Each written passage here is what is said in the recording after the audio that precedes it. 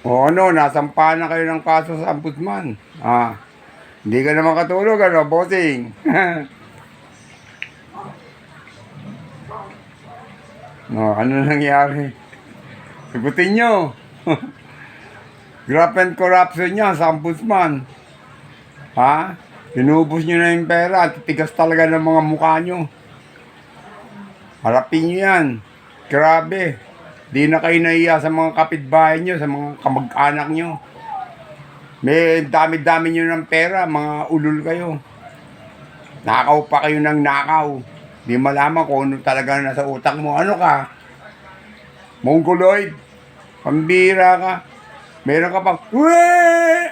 Wee! Kaya yun. Pambira. Grabe ka. Kayong mga nandiyan dyan sa Congress, magsipaghanda kayo. Ito nasa kangkong na to eh. Kung ano-ano yung iniimbestigahan, samantala yung bilyon-bilyon dyan nakabang sa loob nyo. Yung BICAM report na walang puro blanco, hindi nyo pinapansin. Ang pinapansin nyo, yung 25 million. Dito lang sa Cainta, kulang yan eh. 125 million lang. DepEd yan. Pambira kayo. Yung mga yung mga pan nyo dyan, pati hindi nyo imbestigahan.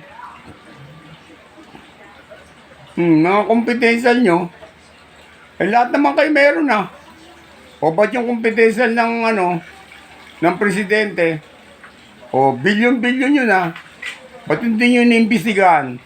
Pinag-iinitan nyo yung 125 million? 125 million lang? Grabe, titigas ng mukha nyo.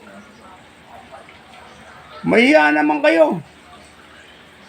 125 million, iniimbestigahan niya samantalang itong problema nyo sa budget blanco-blanco, pinirmahan nyo.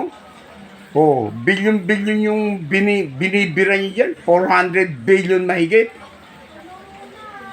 Bira, trilyon-trilyon na yung mga nawawala sa atin yun sa PhilHealth.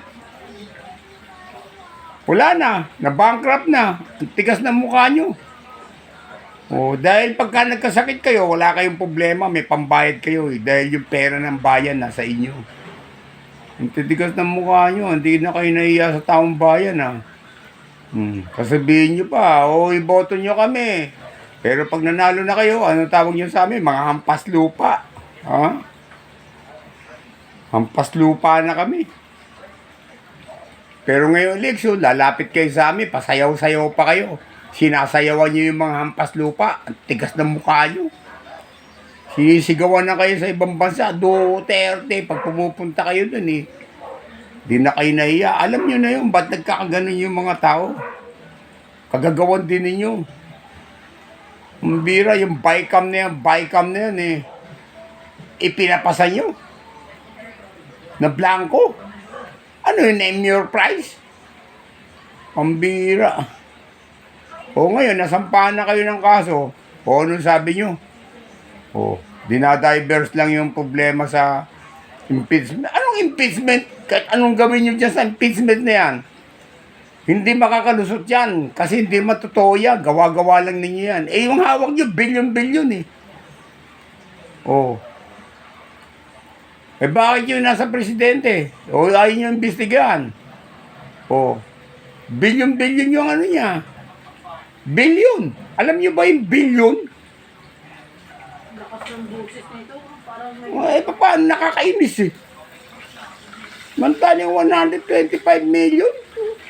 Dito lang sa amin, mga pinagagawang mga eskwelahan. Kulang yan. Buong Pilipinas yan. Yung tinatawag na competition yan, buong Pilipinas yan. Kaya yung mga tao hindi nyo pwedeng bulain, hindi naniniwala sa inyo, kaya galit na galit kayo, sabi nyo fake news Anong fake news doon? Yung BICAM report ba, fake news yun? O kahit na yung mga kasama nyo dyan, nagsasabi na ng katotohanan. Sinasabi na nila talagang blanco. O bakit kayo naggagawa ng ganun? Eh ano yung budget yun? Bakit binablanco nyo? Pagtapos papipirmahan nyo doon sa isang bangag. Eh bangag yun. O. Tapos kayo, pumirma din kayo. Mga bangag din kayo lahat. Nakakainis kayo ah.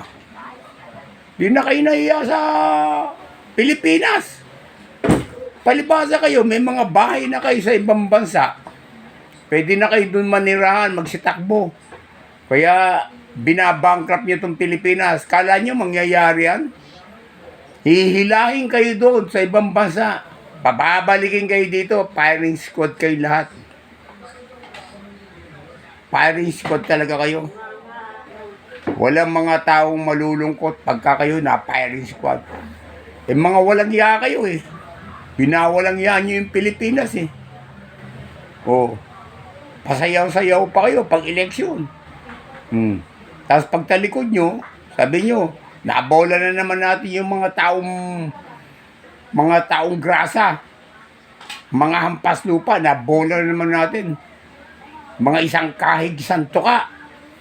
Mga ulol kayo. Mga bobo.